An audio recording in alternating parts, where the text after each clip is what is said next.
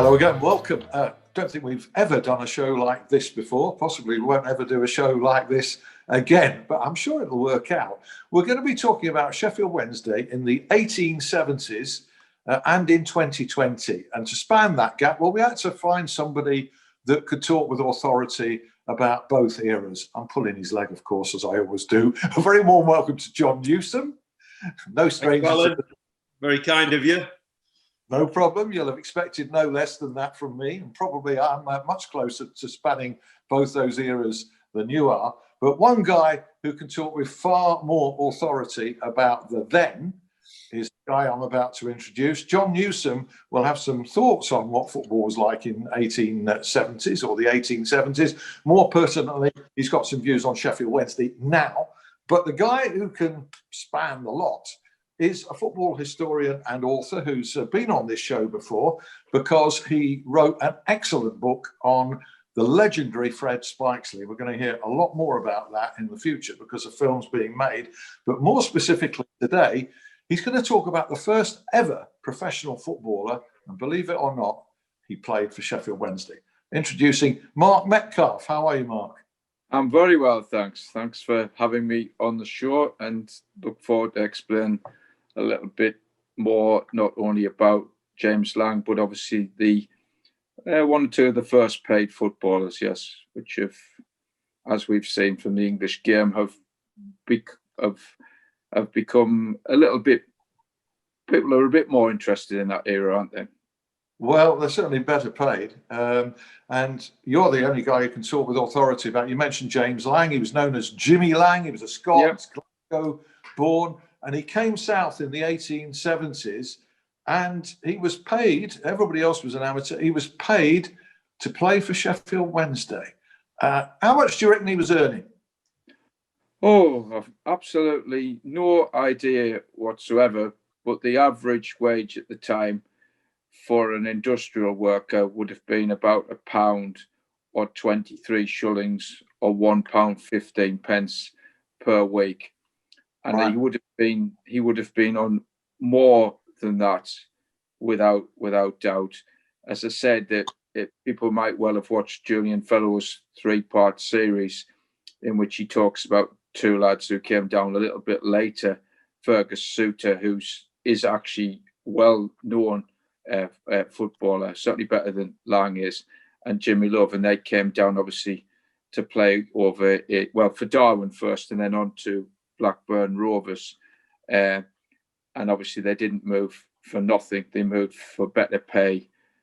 And, it's a lot better playing football than it is being an industrial labourer or in a difficult occupation.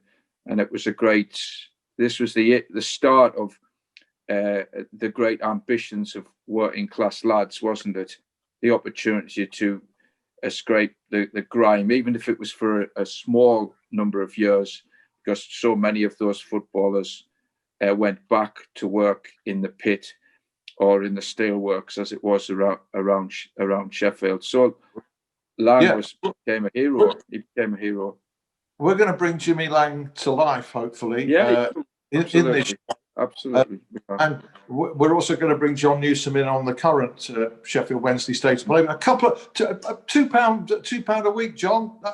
Enough for you? That suit you? Do you reckon? It's funny you say. I'm trying to pull my leg on that one, Alan. But I did a little piece with Mark about Spikesley, and we were talking beforehand, and he said, have you got anything from your days of playing at Sheffield? And I found out a couple of weeks before my first ever contract as a professional for Sheffield Wednesday.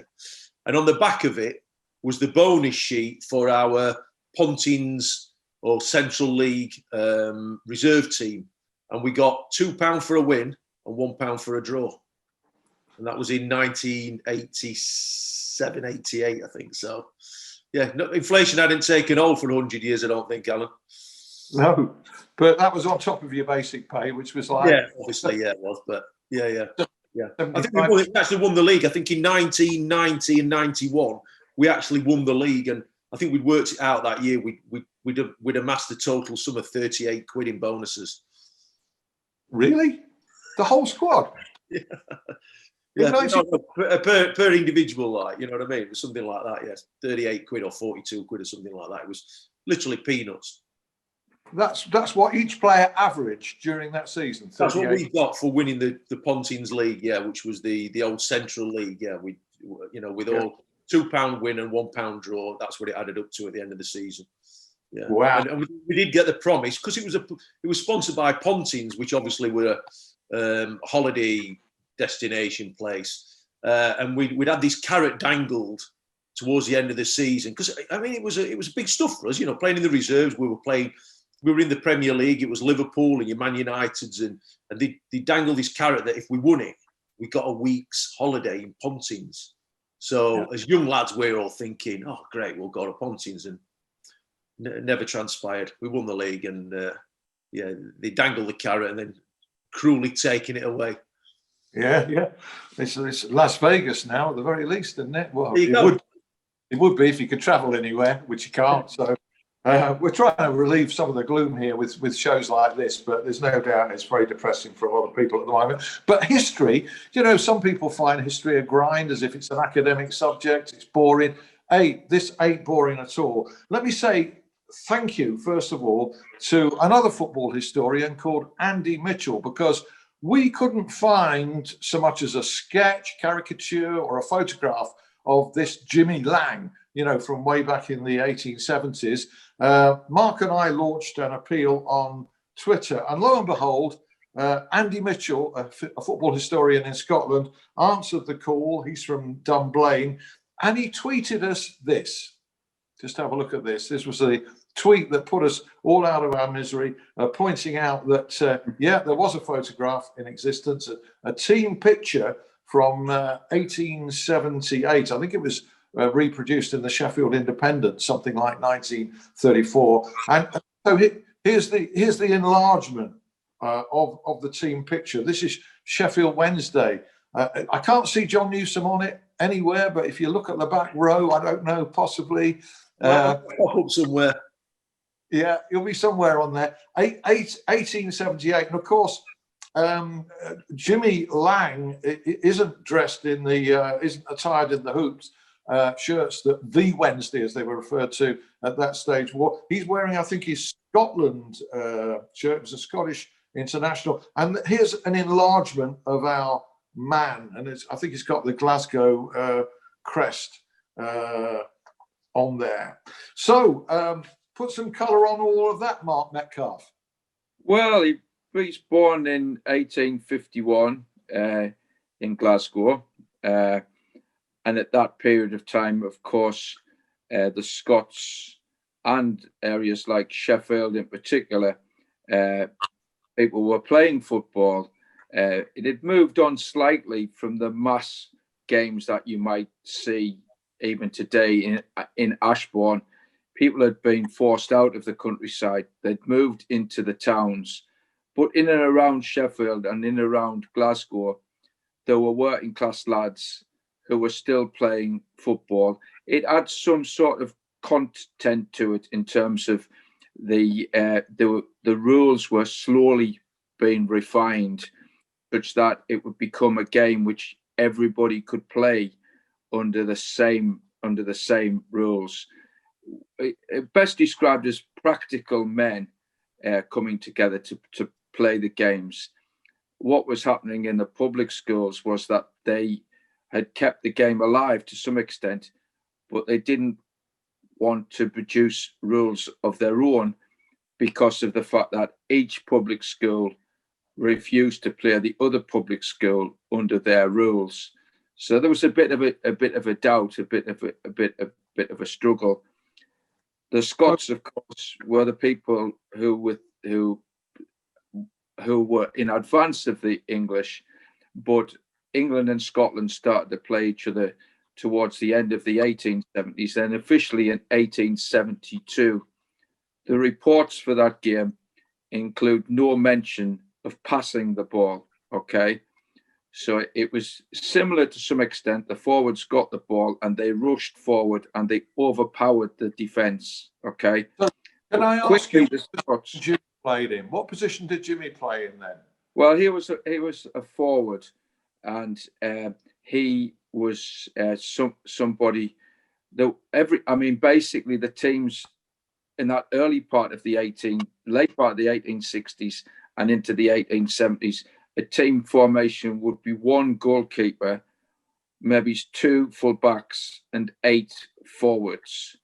So that was how it was played. And so when I say there was no passing, what it meant is the forwards kept the ball closely to them in a similar fashion to rugby, and they sought to overpower the backs, okay? But the Scots, particularly Queen's Park, and it's important, realised, of course, it's better to pass the ball.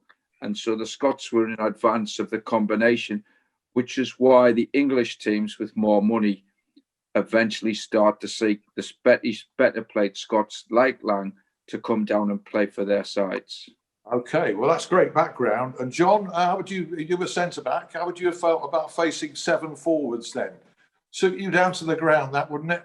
I think I did that once at Hillsborough against Liverpool. They put about, I think we finished the game. I think they got 6 strikers on the pitch at the same time. So yeah, I tasted that once, but listen, it was a different game back then, wasn't it? You know, it was all about hustle and bustle and power and you know, bashing people around. And you know, you look at the things days gone by, goalkeepers catching the ball and you could barge him into the back of the net. And I mean, it's so far removed from what we see today, where you know they drop an eyelash and they're chucking themselves all over the floor and rolling around, aren't they? So yeah. I mean, I suppose you played what you played at the time, didn't you? You know, if that was the time that you played, you know, they were the rules that you played by. But yeah, I think more like Mark's just said, you know, once they start passing the ball, you know, the skill comes into the game, doesn't it? Whereas, you know, if it's just literally bulldozing people over, you know, it's sort of like the bigger and stronger men get away with it, don't they? Well, Sheffield Wednesday historian Jason Dickinson has described Jimmy Lang as a skillful and energetic attacker. So that was his style of play. And in a few minutes, we'll go back to Mark Metcalfe, because he was put on the payroll of a cutlery firm owned by a Wednesday official. So I'm going to ask whether in fact, we'll develop this, whether in fact he was paid by the club or whether the club arranged for him to be paid for a job. We'll come to that sort of point. But John, let's fast forward to 2020, and we're recording this before the midweek game at Hillsborough, Sheffield Wednesday against Brentford. So we don't know the result of that. But what we do know, I think, is that things are improving. The state of Sheffield Wednesday is improving from the time that we spoke about this here before. What do you say? Absolutely, in total agreement with you. I think we spoke a little bit off there, and I think the chairman, Mr. Chansiri, has got to take quite a bit of credit that he's possibly understanding the game a little bit more than he did when he first come in, which is understandable. But you know, he came in and he threw a lot of money at it, and thought you could just buy your way into promotion, and it didn't quite work out.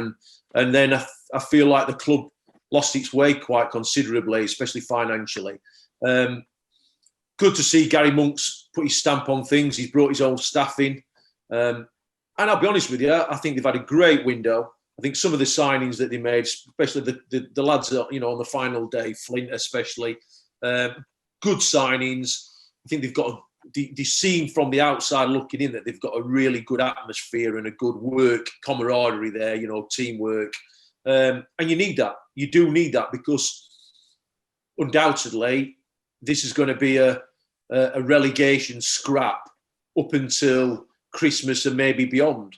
No matter how well they've done, and they've done exceptionally well. I think they started great. One bit of disappointment was the goal we conceded against QPR in the 96th minute or something like that. And, you know, an extra 2 points really is vital at this time of the season. But I think the most important thing for me was that they needed to start really well. And they have done that. And, you know, they've not got any points on the board because they've just reduced the deficit. But you know, in terminology, they've put, you know, a good number of points on the board. And I'm pleased. I'm really pleased for them. I think they've done well. Yeah, you referred to the signings in the window, 9 signings in total. Are you surprised that the quality, the identity of some of those players who've agreed to come. The Izzy Brown, for instance, Josh Windass, converted a loan into a permanent move. Aidan Flint and Jack Marriott. I don't think anybody foresaw that Wednesday could attract that sort of player. Did you? No, not at all. And I think we've spoken before that I assumed that the club would have problems enticing players there. It's not an easy sell. Come and we'd like to buy you, or we'd like to take you on loan, but by the way, we're starting on minus 12 points. It's not an easy sell to a player. So knowing the game and knowing what it's about, one of the ways that you entice people is financially. We've been down that road before. That's not always the best way to entice people. You want people who want to come and play for you. And I'm pleasantly surprised with the quality of signings that they've made. So, I think they've had a really good window. Yeah. I mean, the chairman has particularly, okay, he's taken criticism for the position the club found itself in, and quite rightly so, in my opinion. But look, even those who've criticised, like myself in my newspaper column, have got no agenda. There's no vendetta against Dejphon Chansiri. In fact, the advice has been, well, if you can call it advice, has been, for what it's worth, friendly, I think, from people in the game and from journalists. And journalists are absolutely delighted, and will be, if Sheffield Wednesday pull back from this point. I'm very pleased for him as well. Do you feel there's a sense in which maybe he's not going to come out and say, look, I've learned my lessons, but do you think that is the case, that he's lived and learned in English football and is now heeding, some hard lessons in a way?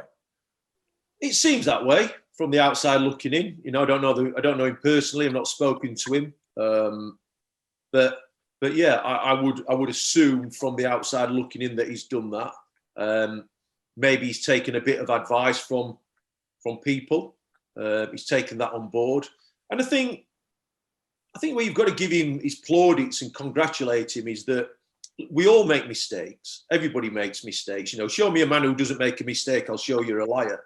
But what he's done is, and it's something that was, inbred from me from a young kid, that was always instilled into you as a player coming through, was you do make mistakes, but learn from those mistakes.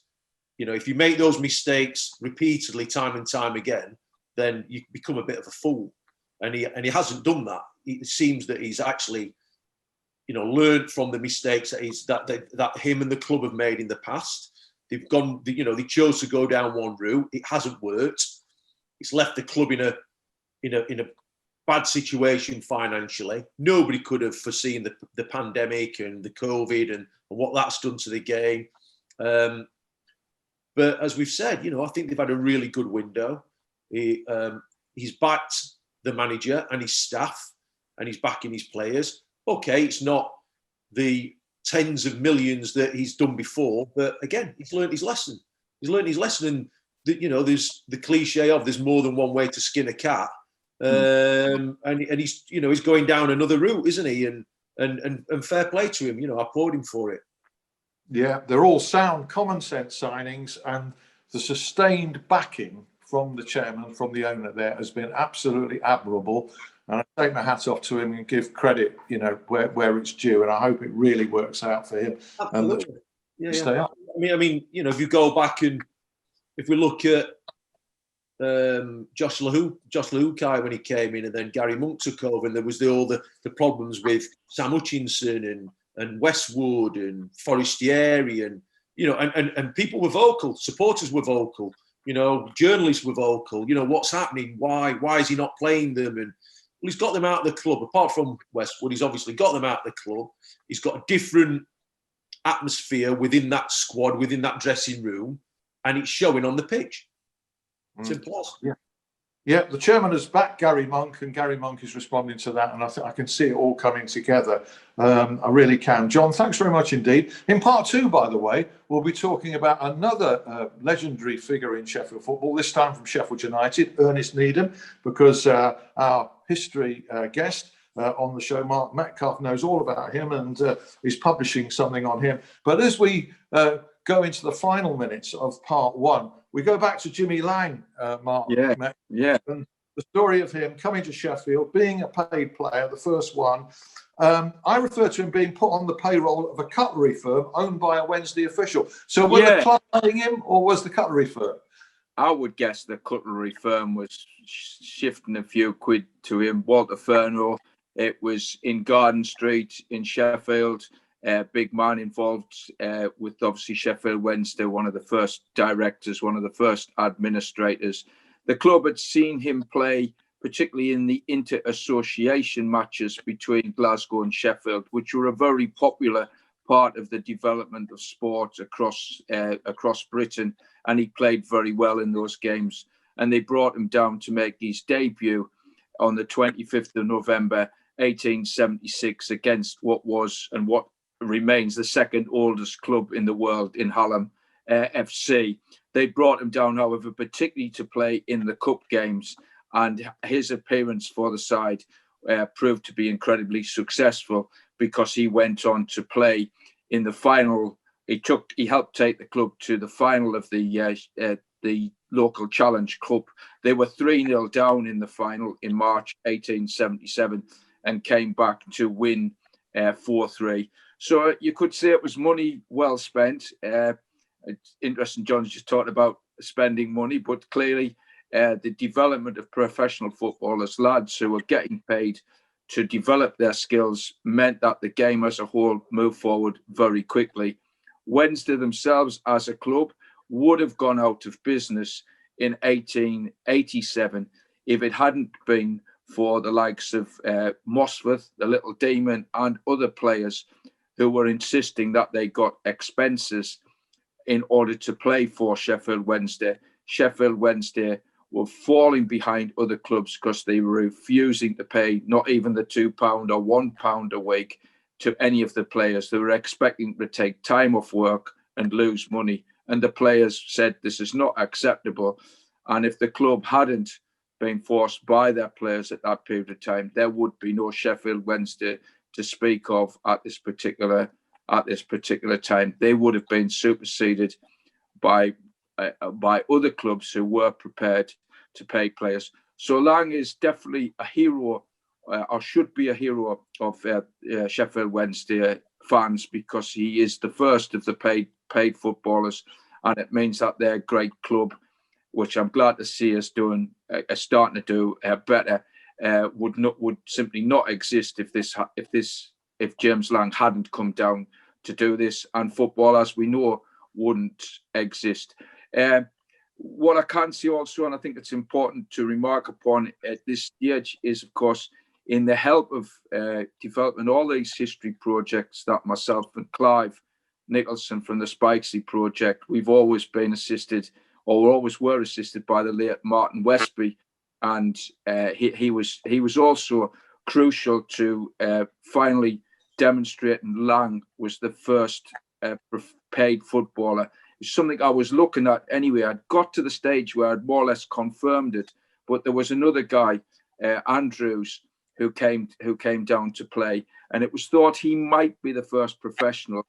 But in fact, there was a lad called Graham Curry had done some research more or less just before I'd got to it, and he was able to confirm that, in fact, Andrews was a pretty well-off character. He had come to Sheffield. He had played for Healy. He actually played in the final where the Sheffield Wednesday won, or the Wednesday it was, won 4-3. He was playing for the other side.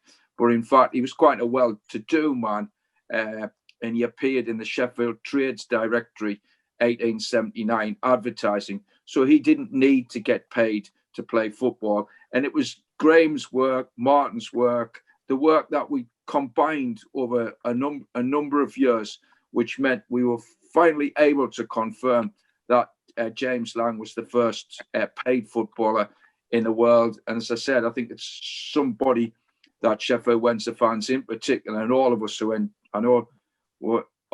enjoy watching football at all levels. And funny enough, tonight I'm hoping to be the Wednesday we're here talking about. I'm hoping to be in Sheffield to watch a non-league game if I can. And so, you know, you still can go to those games fairly safely at this moment. So James Lang, big hero of mine.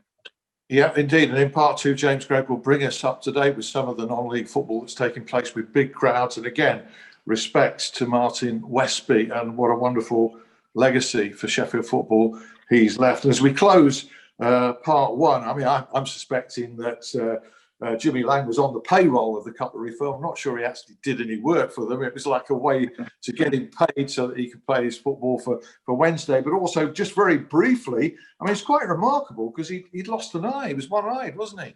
Yes, he was. He played with one eye, and he kept that quiet because obviously he worked on the shipyards in Glasgow and Clydeside, and so yes, he did.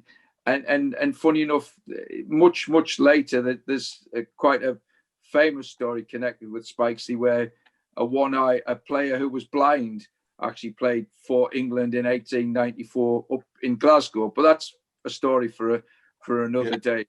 It is. And the story for another section of this show will be Ernest Nudger Needham of Sheffield United legendary fame. We'll talk about Sheffield United 2020 as well. And as I said, James will join us with a roundup. Us will be back in just a couple of minutes. Do hope you can join us there. See ya.